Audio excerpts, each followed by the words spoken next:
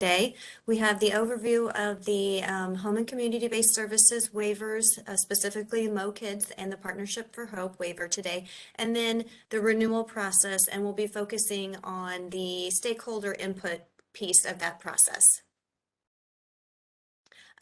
Today, I'd like to introduce who we have on the as our panelists today. Myself, I'm Emily Lubring, and the Federal Programs Director Unit for the Division of DD. We also have Leslie Bradley on the call today, and she's also with the Federal Programs Unit with DD. And we have Janine Skolotsky with the NASD's Technical Assistance Team. Barbara Brent is actually not able to join us today. So we have Janine, and thank you for joining today. I'll go ahead and get started with just a quick overview of our objectives for today. We're going to go over Hcbs waivers, understanding waiver services, determining eligibility, reviewing the MOCDD and the Partnership for Hope waiver, and the renewal process, understanding the renewal process and gathering input from our stakeholders. So what is a Medicaid home and community-based service waiver? It's a program that provides community services to our participants who otherwise would be placed in an institution, a nursing home, or a hospital to receive long-term care. Basically, an Hcbs is about participants having the most integrated lifestyle as possible.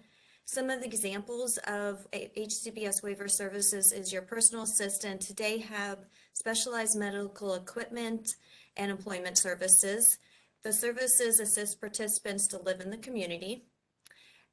And Medicaid funding for the Hcbs in Missouri consists of state dollars, with approximately 64% being federal dollars and the others being Missouri dollars.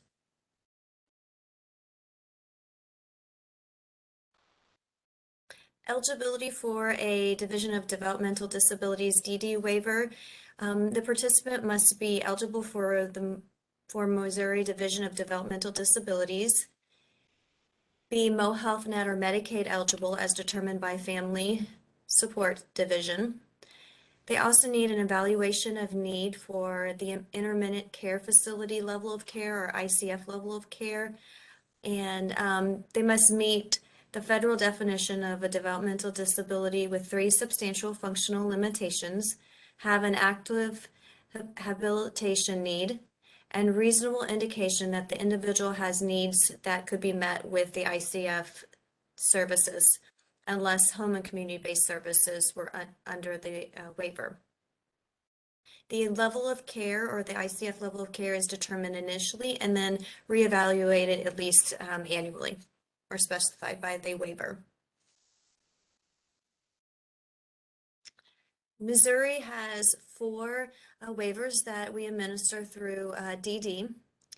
We have the comprehensive waiver, which was our first one in 1989. We started the Missouri Children's Developmental Disabilities, or the MOCDD waiver, in 1995. And then our community support waiver in 2003. And lastly, our Partnership for Hope waiver that was started in 2010. The 2 that we're going to focus on today for the renewal process, waiver renewal process, will be the MOCDD and the Partnership for Hope waiver. And now I'm going to pass it off to Leslie, who will tell us a little bit about the MOCDD waiver. Thanks, Emily. As Emily mentioned, in 1995, Missouri implemented its MOCDD Hcbs waiver, and the targeted population is children with developmental disabilities. The division currently has the capacity to serve 366 participants in this waiver, and the last MOCDD waiver renewal application was approved by Centers for Medicare and Medicaid Services, or CMS, effective July 1st, 2018. So the next waiver renewal will be in 2023.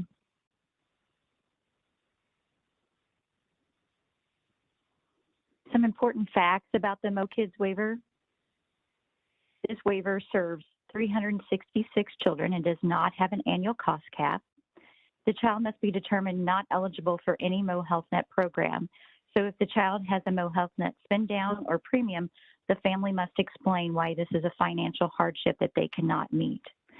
The child must be living at home with family and under the age of 18 to be supported in the MOCDD waiver.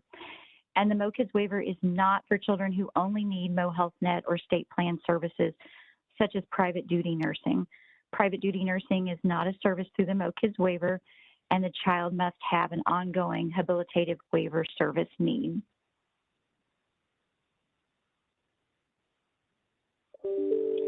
MOCDD waiver services include 15 to meet the needs and flexibility of the children supported in this waiver, and they include applied behavior analysis, assistive technology, community networking, community specialist, which does allow for self-direction, crisis intervention, day habilitation, environmental accessibility adaptations, home vehicle modification, in-home respite, individual directed goods and services, individualized skill development, out-of-home respite, personal assistant, which also allows for self-direction, specialized medical equipment and supplies or adaptive equipment, support broker, and transportation. And then I'm going to pass it back to Emily to let you know about the Partnership for Hope waiver. Thanks, Leslie.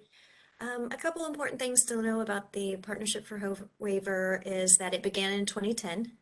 We have 25 services included under this waiver. The participants do have an annual cost cap of $12,362 per year. And currently the number of individuals served under this waiver are 2,258, and we have up to 3,415 slots that are available for participants in this Partnership for Hope waiver. And this one also is going to be renewing in July of 2023. The Partnership for Hope waiver is a county-based waiver.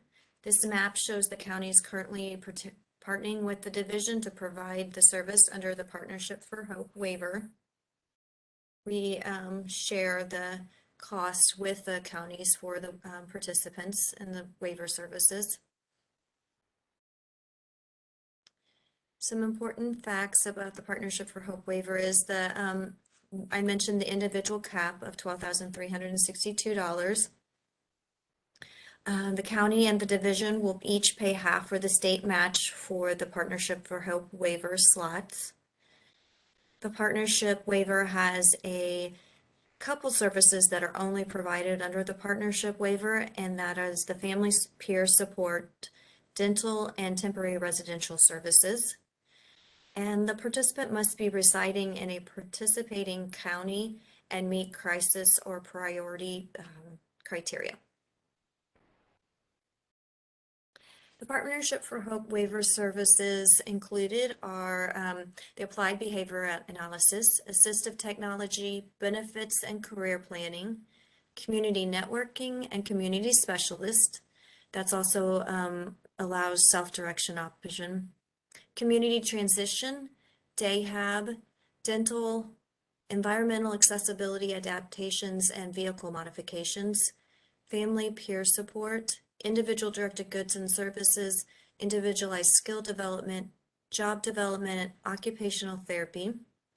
We include personal assistance, this is also allowed through the self-direction option, physical therapy and pre-voc, professional assessment and monitoring with a registered nurse, licensed practical nurse, or a registered dietitian, specialized medical equipment and supplies, which with adaptive equipment, speech therapy, support broker, supported employment, temporary residential service, and transportation.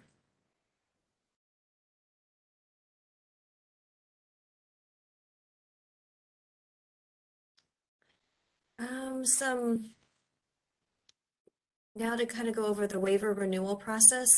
The Home and Community-Based Services 1915C waiver applications are renewed every 5 years. If you're familiar with our division, you might be aware that we went through the renewal process for the comprehensive and the community support division, our support waiver this past year. That process, those waiver applications were approved in September. So now we're starting the process for our Partnership and Hope and Community and Missouri Kids waivers that are set to renew in 2023. The waiver renewal process starts several years in advance of the renewal date, as we are showing now, getting started already with our waiver renewal process. And the process includes stakeholder input, performance reports that we send to CMS. We have a public comment period that's informal and formal. MoHealthNet then reviews all the changes that we're proposing to make in the application language. And those changes get submitted to CMS through the waiver application. And then we have a question answer process with CMS. And CMS asks us questions about our changes, ensuring that we are still following CMS guidance with our services. And then we receive the CMS waiver approval for that, for the changes and implementation of those changes. So today we're going to focus on the stakeholder input piece of the process, and the division is requesting feedback from stakeholders, which includes individuals, families, providers for the MOCDD and Partnership for Hope waivers. We want stakeholders to think about how the services provided in the waiver are working for our individuals right now, but also how the services can be improved to better serve our MOCDD and Partnership for Hope waiver participants.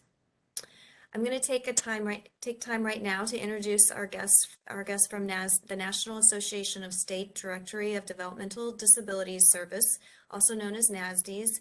As a part of this portion of the webinar, Janine Sulowski from the NASD's Technical Assistant team is joined us today to help us moderate this portion of the webinar. So Janine, do you want to just share a little bit about your background? Absolutely. Thank you so much, Emily. Can you hear me okay? Yep, we can hear you. Okay, good. Okay, good. Had a little bit of connection issues this morning. Hello, everyone, and welcome. Thanks so much for joining us for this session. We at NASDs are delighted to be part of it. We've been working with Missouri for a number of years now on different waiver changes, and delighted to be part of this public input process. CMS requires states to obtain public input during the development of a waiver or a waiver renewal or an amendment with what they deem substantive changes. That could be changes in service definitions, changes in the type and scope. So your state leadership here on this call is doing a terrific job of wanting to get your feedback early before they describe any changes that they're thinking about making to these waivers when they're up for renewal. So now is a great opportunity to tell us a little bit about changes that you're seeing that might be helpful as you work with all of the wonderful people and their families who are receiving support. Or from your perspective, what would be helpful and what would be comments that you'd like to make on these two waivers. That is what this time is used for. And you can also ask any questions that you have. If there's something that's been on your mind and you would like some further clarity, we'll all do our best to answer any of those questions as well.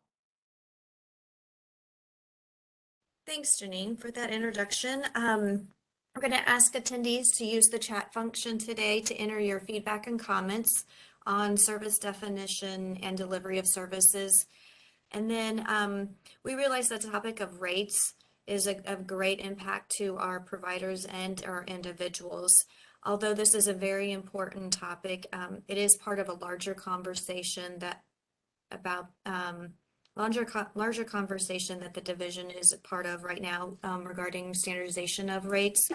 So we're going to focus today on gathering feedback for improving our services. So I want to check the chat to see if we have any comments coming in yet.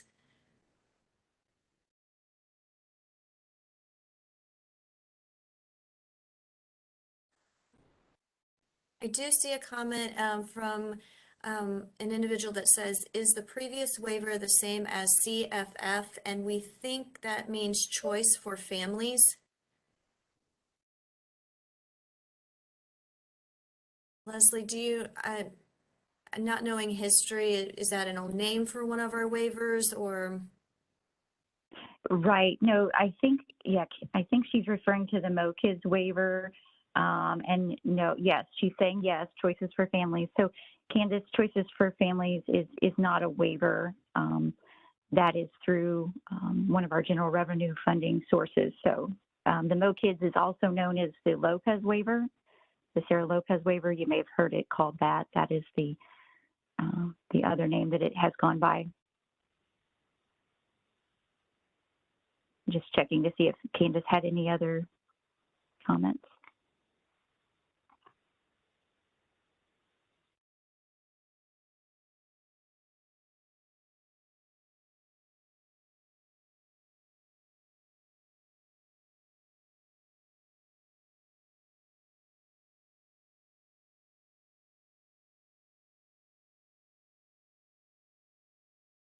We did get a comment, and the comment says, is there discussion of adding employment-related services to the MOCDD waiver? Since employment is discussed at such a young age, we have ran into issues with individuals who are wanting to work on pre-employment skills prior to the age of 18, but are not able to access the waiver funding to support them. That's a great comment. I don't know, Leslie, have you heard previous discussions around that topic? We can definitely add that to our feedback and our comments for this portion of the renewals. Emily, I have not heard discussion around that, but we can definitely take that back to the subject matter experts for more input. Great question. Yeah.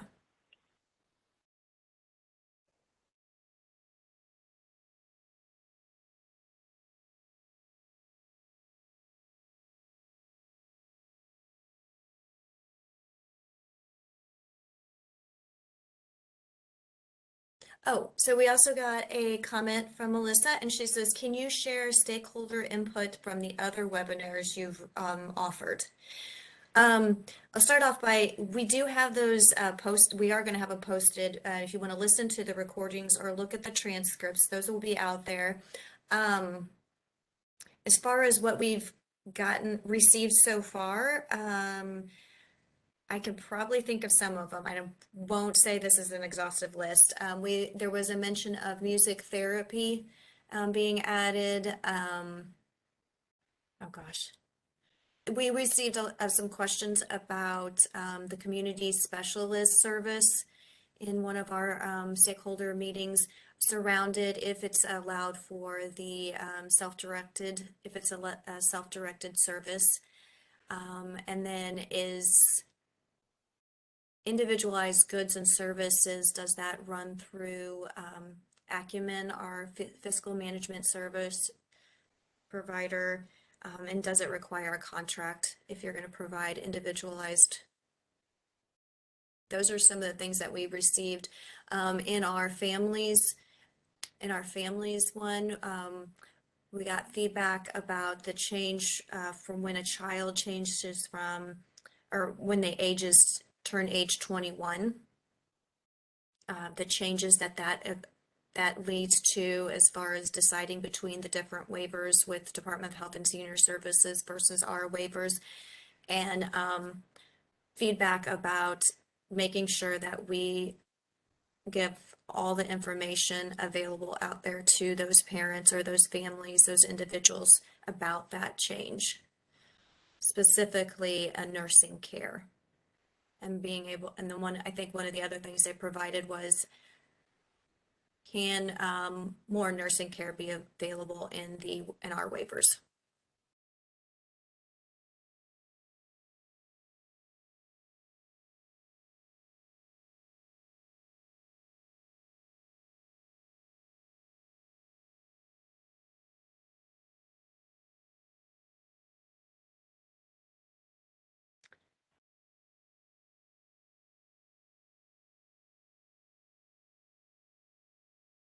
Okay, here's another comment from Dawn to the panelist.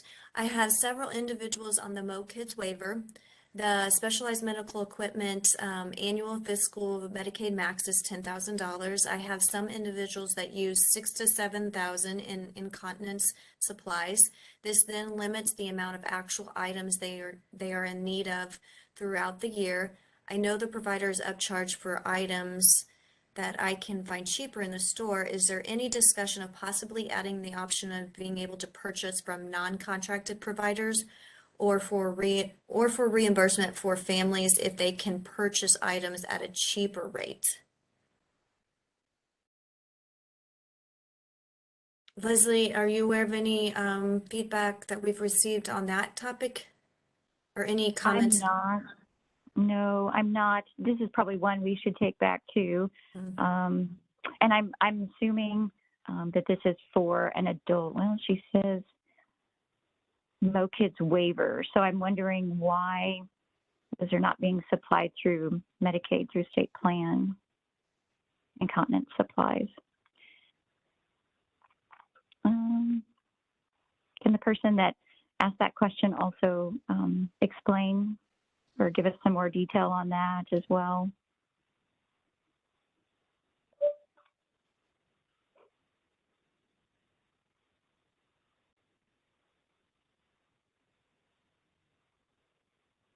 I know like the partnership will pay for adults who cannot get incontinence supplies through state plan after they turn 21. But for under the age of 21 in the MOCDD waiver, we should be accessing state plan for incontinence supplies.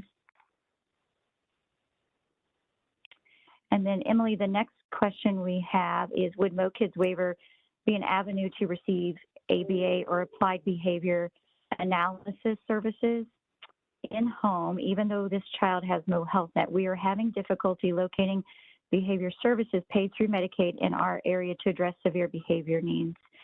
And my question to this one would be, does the child have an autism diagnosis that would qualify them for ABA, state plan, or Medicaid services?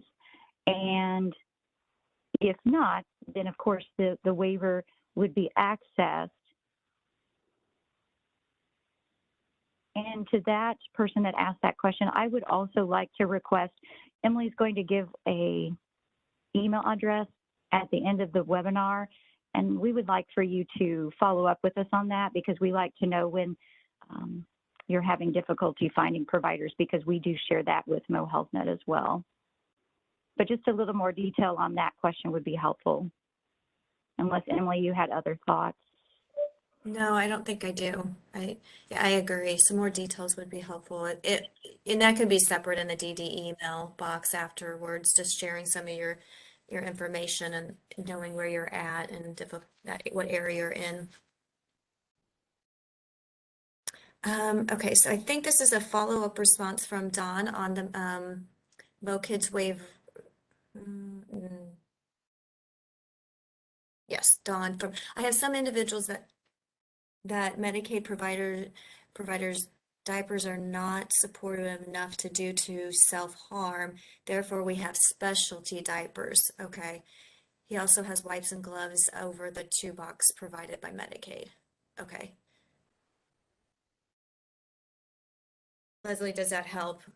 Is a specialty diaper that you? Again, I would ask that individual to send us that information as well, and we could help them look into that. So, and also great question from before, but yeah, if you could follow up with us on that as well.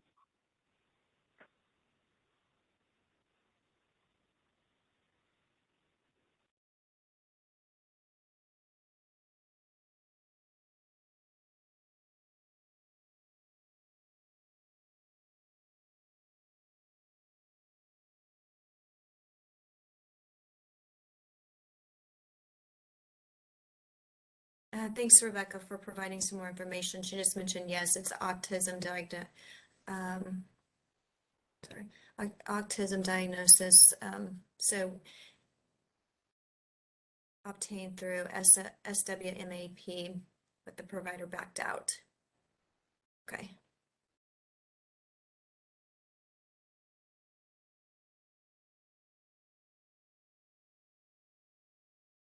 And then we also received a comment from Don. I think adding music therapy to both waivers would be something that my families would be very excited for.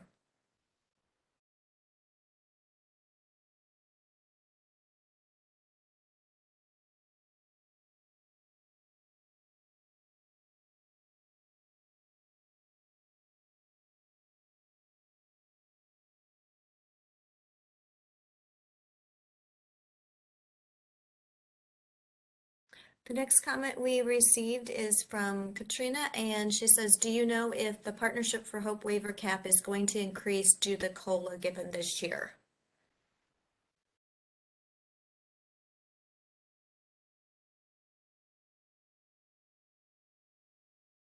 Leslie, is that something that is part of the waiver renewal process, or? It is Not? something that the division considers, Emily, during the renewal, and I have not heard discussion about the cap at this point. So that is something we can definitely take back and. Yep, as feedback. Thank you. Yes.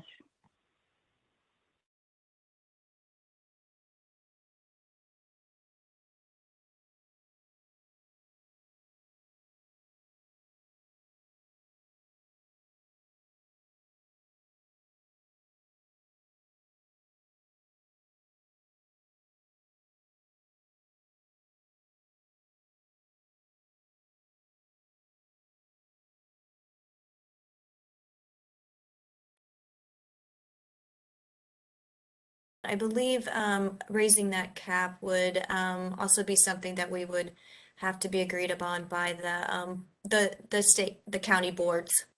They would be part of that conversation because they would be paying half of the cost and the cap.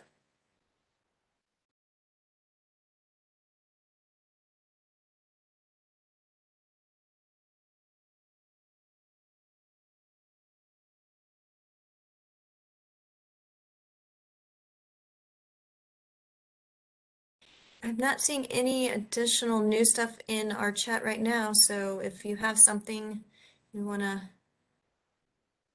put out there for us, please do.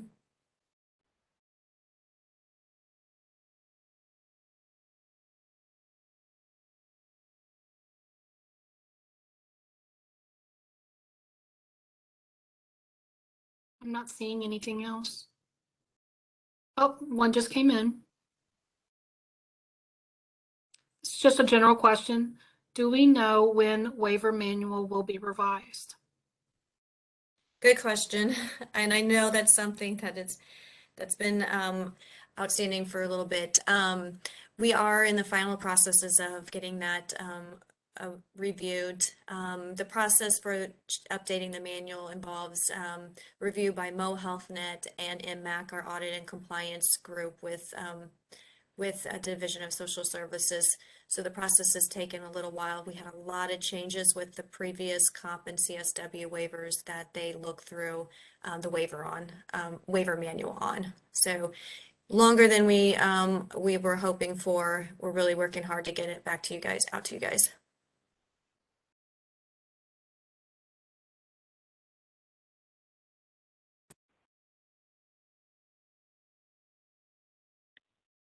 And Emily, while we're waiting for questions, I just wanted to go back to the incontinence supplies and why I also asked for a follow-up email, just because we want to make sure that if those are medically necessary and if the physician is willing to say that, then we could also look at an exception process through MoHealthNet. So just want to make sure that all avenues are being accessed and that state plan is being exhausted and utilized before waiver funding. So.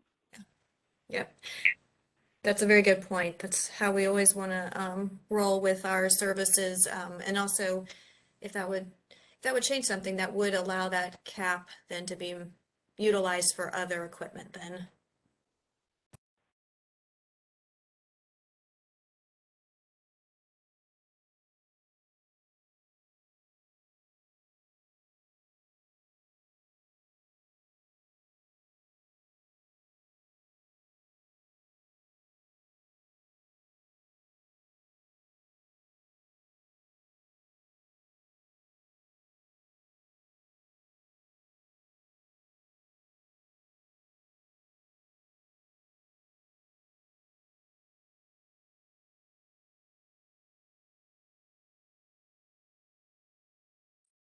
We have another one. Says someone mentioned that wipes and gloves were covered, maybe 2 boxes, for kids who are incontinent through state plan. We have not experienced that. Typically, we are told none of those items are covered, only diapers. Where could this be where could this info be located?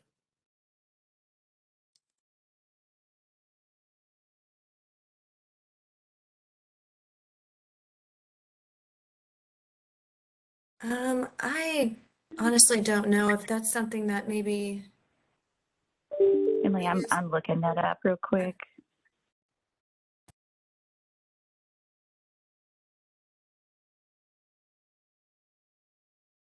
And then we did receive clarification, 2 boxes of gloves monthly, not wipes, is what Dawn had clarified in her original comment about receiving gloves and wipes. She did clarify.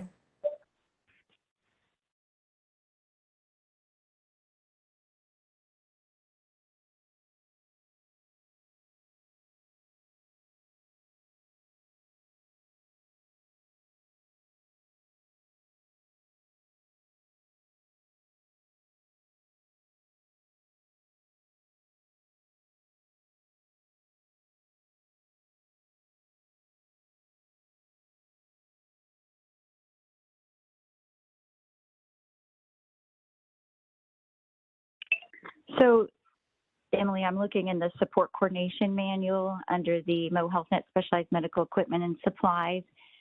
And we do have on page 2 of that document, gloves may be covered by Mo Health Net DME program for individuals under age 21. Yeah, and Dawn also put in here, I use the Missouri Medicaid DME manual. It lists everything that Medicaid can cover for adults and youth. So Yeah. Leslie, that sounds right. You found the spot where she was referring to. Right, and yeah. And that's exactly correct too. We go to the Mo Medicaid DME manual a lot as well. Can you post that link, Leslie? Mm-hmm.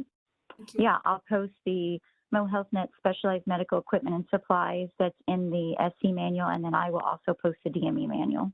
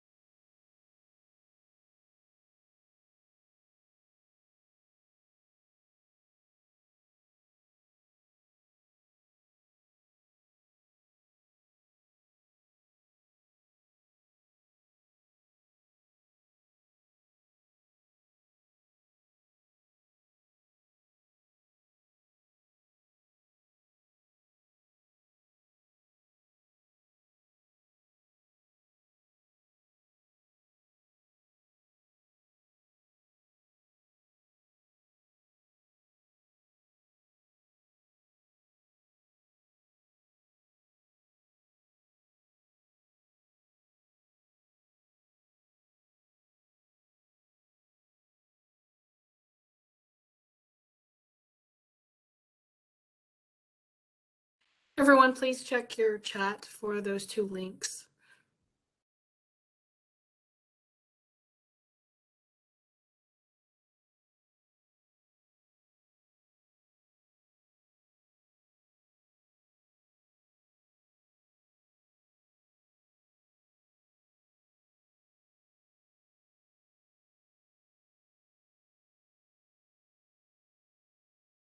I'm not seeing any more questions or comments so far.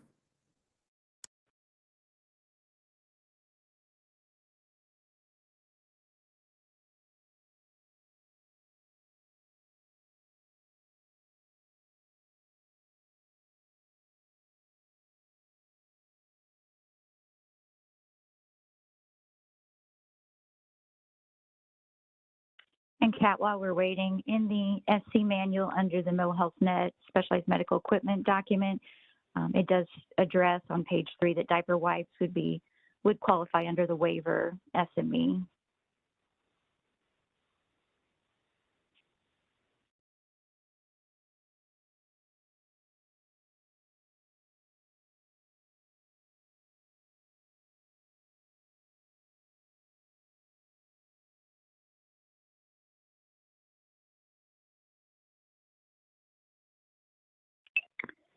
Emily, I think there's a question asking where they can send any additional questions or comments after the webinar.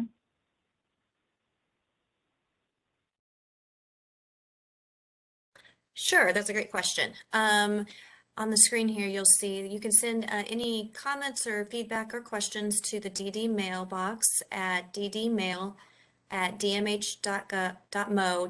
Sorry, and you can address those questions and comments to Emily Lubering or Leslie Bradley, or just put in there it's about the Partnership for Hope or MOCDD waiver renewal process, and those will make their way to us.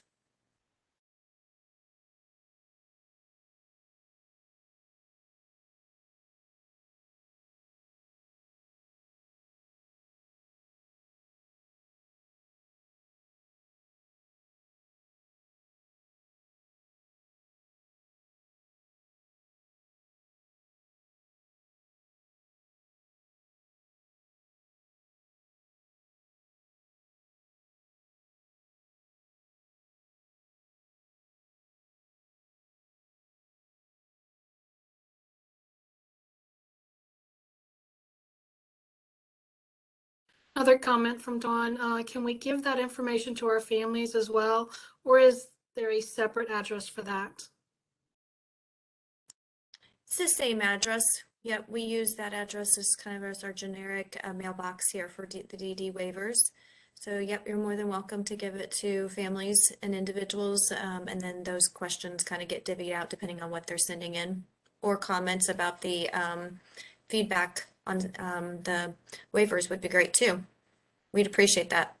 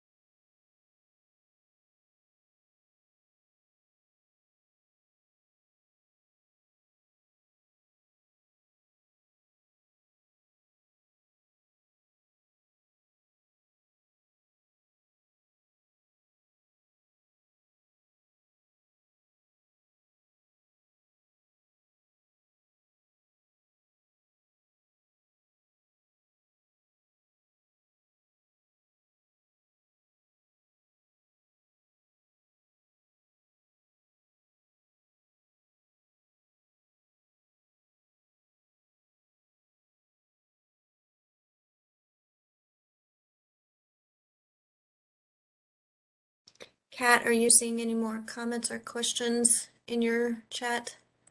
No, there's nothing that has come up.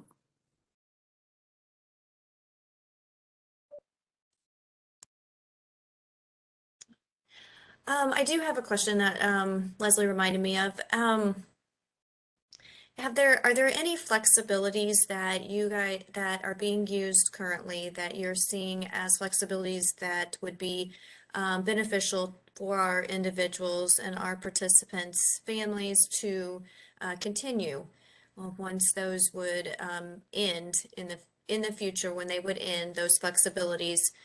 What are ones that you see as a benefit to our individuals and participants? If you have any comments on that.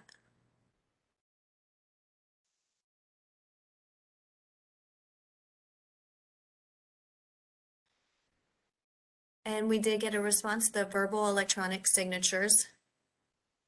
I think we've heard that one as been popular statewide, and really between other states as well have mentioned that one.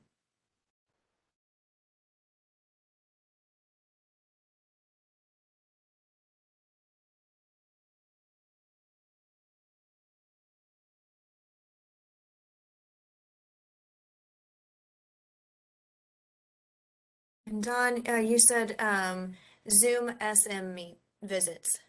Leslie, I'm not familiar with that. Support monitoring visits. Oh, okay. Mhm. Okay, thanks. Support monitoring Uh-huh. visits through Zoom have been something that all my families have been grateful for. Don, can you share why they're grateful for that? Is it safety as far as not getting, not being exposed to people, transportation issues, anything, the reason, rationale behind that? That's helpful for us to understand how it's been, how your families have been grateful for that.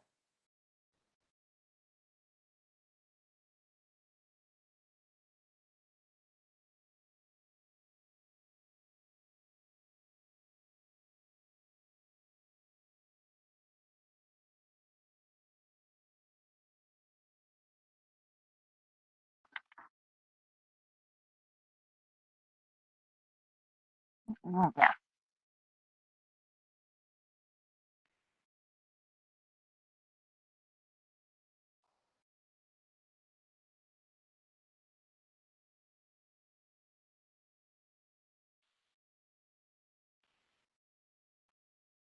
I've unmuted you, Dawn, if it's easier that way.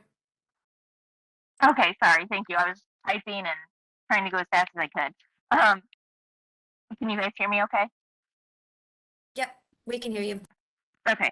So, convenience, one, for my families, because a lot of them are just really busy. So, trying to schedule time for, me to come and be in the house.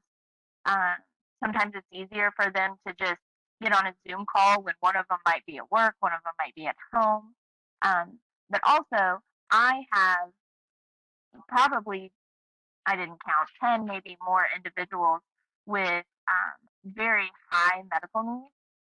And especially during a pandemic, having an extra person around, um, in their house or face to face, it just can be very unsettling for them.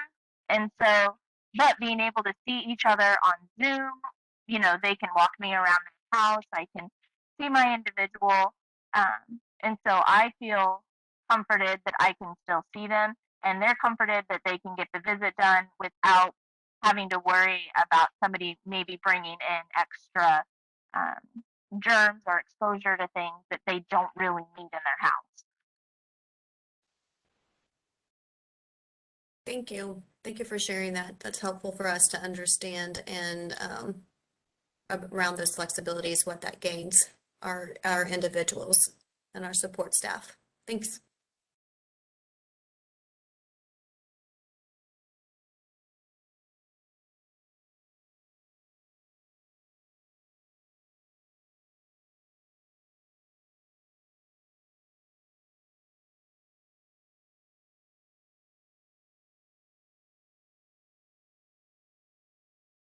I'm not seeing anything else.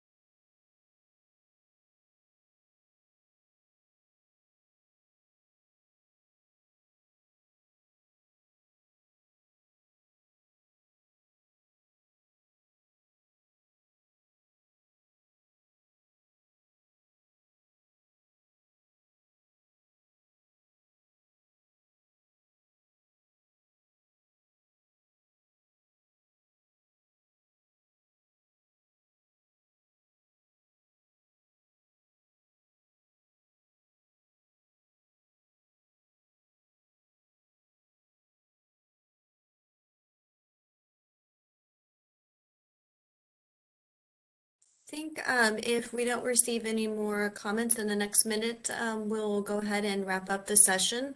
If you have any last minute comments or questions you want to get into the chat, please do so. And then we'll wrap up in a minute or two if nothing else pops up.